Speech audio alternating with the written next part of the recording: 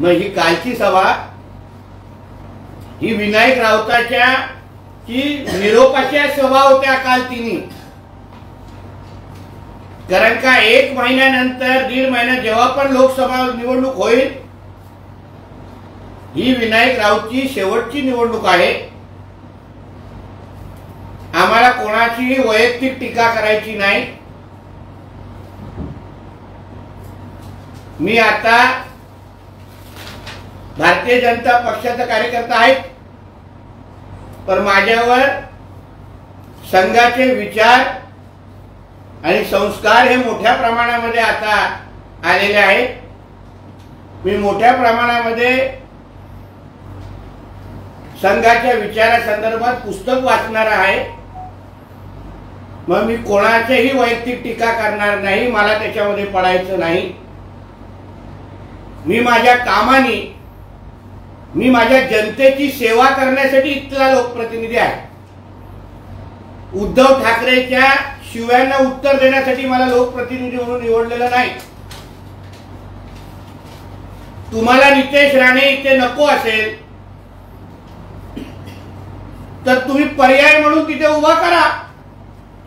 जनतेची जेवढी मी सेवा करतो 24 तास उपलब्ध असतो तसा एक लोकप्रतिनिधी म्हणून स्पर्धेमध्ये उतरा. एका बाजूला बोलायचं राणे संपले,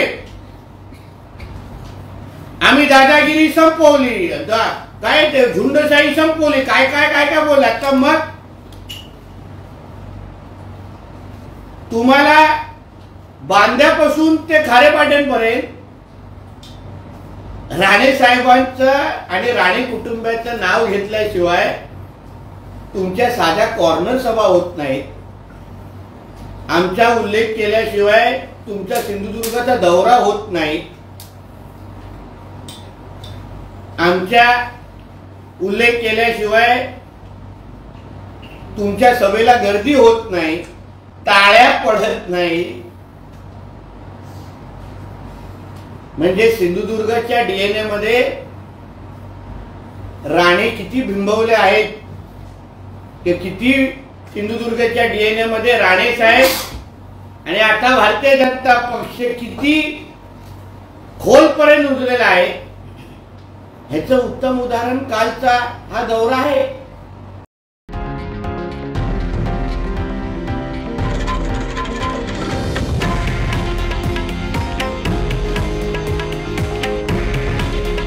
हे आहे देशातील नंबर 1 न्यूज नेटवर्क आणि आपण पाहत आहात TV9 मराठी.